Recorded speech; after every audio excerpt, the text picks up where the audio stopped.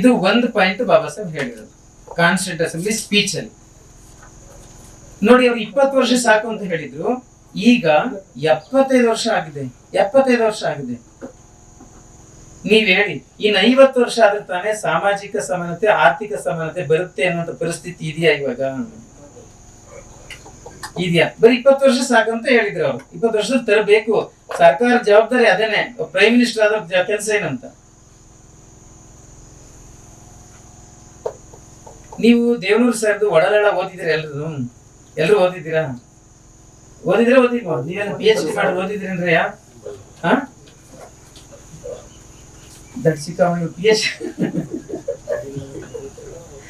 PhD ಸೇರ್ಕೊಂಡು ಓದಿಲ್ವಾ? ಕೇಳಿಸ್ಕೊಳ್ಳಿ, ಅಲ್ಲೊಂದು ಉದಾಹರಣೆ ಕೊಡ್ತೀನಿ ನೋಡಿ, ಎಷ್ಟು ಚೆನ್ನಾಗಿದೆ ಅಂತ ಒಂದು ಉದಾಹರಣೆ ಕೊಡ್ತೀನಿ. ಅಲ್ಲಿ ಒಂದ್ ಹುಡುಗನ ಪಾತ್ರ ಬರುತ್ತೆ, ದುಪ್ಟಿ ಕಮಿಷನರ್ ಅಂತ ಒಂದು ಪಾತ್ರ ಬರುತ್ತೆ. ದುಪ್ಟಿ ಕಮಿಷನರ್ ಅಂತ ಅಂದ್ರೆ ಆ ಸಾಕವನ ಮನೆಯಲ್ಲಿ ಗೌರಮ್ಮ ಅಂತ ಒಬ್ಬಳಿದ್ದಾಳೆ ಮಗಳು, ಸಾಕವನ ಮಗಳು. ಅವಳ ಯಾವ್ದೋ ಪಕ್ಕದೂರು ಕೊಟ್ಟು ಮದುವೆ ಮಾಡಿದ್ದಾರೆ. ಅವಳ ಗಂಡ ಅಪಪೋಲಿ ಅವನು. ಹಂಗಾಗಿ ಅವಳಿಗೆ ಅಲ್ಲಿ ನೆಲೆ ಇಲ್ಲ. ಅದಕ್ಕೆ ಅವಳು ತವರೂರಿಗೆ ಬಂದು ನೆನೆಸ್ಬಿಟ್ಟಿದ್ದಾಳೆ.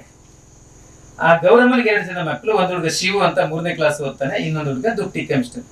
ದುಪ್ಟಿ ಕಮಿಷನರ್ ಅಂದ್ರೆ ಆ ಹುಡುಗನಿಗೆ ಹುಟ್ಟಿದಾಗಿಂದಲೂ ಕಾಯಿಲೆ, ಮೈ ಎಲ್ಲ ಬೆಳ್ಳಗಿದೆ, ತೊಗಟ ತೆಗೆದು ಮರದಂಗೆ ಮೈ ಎಲ್ಲ ಬೆಳ್ಳಗಿದೆ. ಆಮೇಲೆ ಶೀತ ಆಗಲ್ಲ, ಅದಕ್ಕೆ ಒಂದು ಕಂಬಳಿ ಹೊದ್ಕೊಂಡು ಯಾವಾಗ್ಲೂ ಮೂಲೆಯಲ್ಲಿ ಕೂತಿದ್ದಾರೆ. ಅದೊಂದು ಪಾತ್ರ ಬರ್ತದೆ ಒಡಲಾಳದಲ್ಲಿ. ಅಲ್ಲಿ ಲೇಖಕರು ಏನ್ ಬರೀತಾರೆ ಅಂತ ಅಂದ್ರೆ, ಆ ಹುಡುಗನಿಗೆ ಬಂದಿರುವಂತ ಕಾಯಿಲೆ ಯಾವ ಕಾಲಕ್ಕೂ ವಾಸಿ ಆಗಲ್ಲ ಅಂತ ಎಲ್ಲರೂ ಆಲ್ರೆಡಿ ಡಿಸೈಡ್ ಮಾಡ್ಬಿಟ್ಟವ್ರ ಅವ್ರು ಮನೆಯವರೆಲ್ಲ.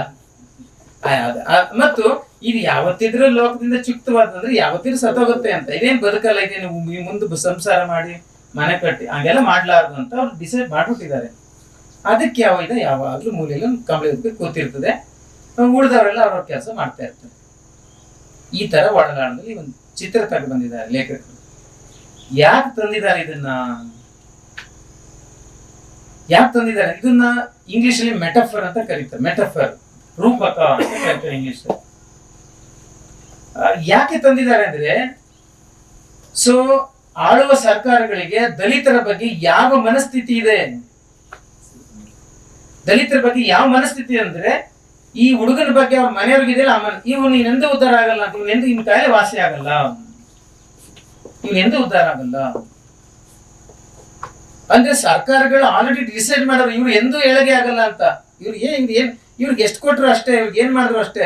ನೀವ್ ಹೇಳಿ, ಸರ್ಕಾರಗಳಿಗೆ ಮನಸ್ಥಿತಿ ಇಲ್ವಾ?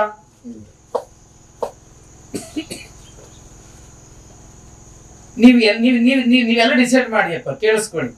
ಈಗ ಸರ್ಕಾರ ಏನ್ ಮಾಡ್ತು? ಹೊಸ ಸರ್ಕಾರ ಬರ್ತಾ ಇದೆ, ನೆಹರು ಸರ್ಕಾರ ಬರ್ತಾ ಇದ್ದಂಗೆ ಏನ್ ಮಾಡಿದ್ರು? ಕೃಷಿ ಕ್ಷೇತ್ರದಲ್ಲಿ ವೀಕ್ ಇದ್ದೀವಿ ಅಂತ ಗೊತ್ತಾಯ್ತು ಅವ್ರಿಗೆ. ಅದಕ್ಕೆ ಪಂಚವಾರ್ಷಿಕ ಯೋಜನೆಯಲ್ಲಿ 5 ವರ್ಷ ಅಗ್ರಿಕಲ್ಚರ್ಗೆ ಫೋಕಸ್ ಮಾಡಿದ್ರ ಅಗ್ರಿಕಲ್ಚರ್ ಇಂಡಿಯಾ ಸ್ವಾವಲಂಬಿ ಆಯ್ತು, ಆಹಾರದಲ್ಲಿ ಭದ್ರತೆ ಬಂತು. ಆಮೇಲೆ ಇಂಡಸ್ಟ್ರಿಯಲ್ಲಿ ವೀಕ್ ಇದ್ದೀವಿ ಅಂತ ಗೊತ್ತಾಯ್ತು, 5 ವರ್ಷ ಅದಕ್ಕೆ ಫೋಕಸ್ ಮಾಡಿದ್ರು, ಇನ್ವೆಸ್ಟ್ ಮಾಡಿದ್ರು ಅದಕ್ಕೆ.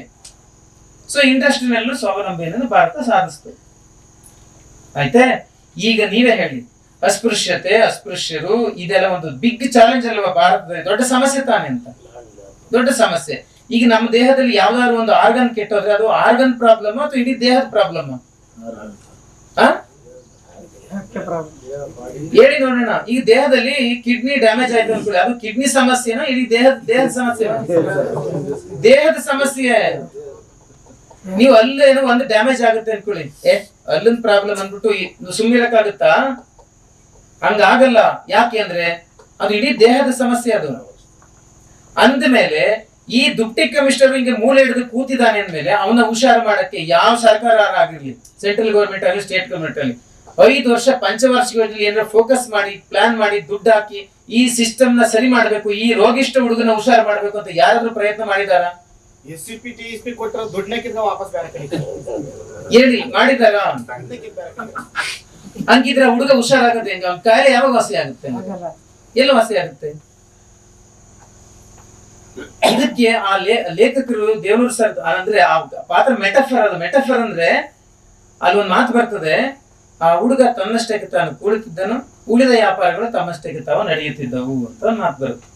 ಅಂದರೆ ಚಂದ್ರಲೋಕಕ್ಕೆ ಹೋಗೋರು ಹೋಯ್ತಾ ಇದಾರೆ, ಮಂಗಳ ಲೋಕಕ್ಕೆ ಹೋಗೋರು ಹೋಯ್ತಾ ಇದಾರೆ, ಬ್ರಿಡ್ಜ್ ಕಟ್ಟೋದು ನಡೀತಾ ಇದೆ, ಆದ್ರೆ ದುಡ್ಡಿ ಕಮಿಷನ್ ಮಾತ್ರ ಅವ್ನ ಹಂಗೆ ಕೂತವನೆ, ಅವನ ಕಾಯಿಲೆ ವಾಸಿ ಆಗಲ್ಲ ಅಂತ ಸರ್ಕಾರ ಡಿಸೈಡ್ ಮಾಡ್ಬಿಟ್ಟಿದೆ.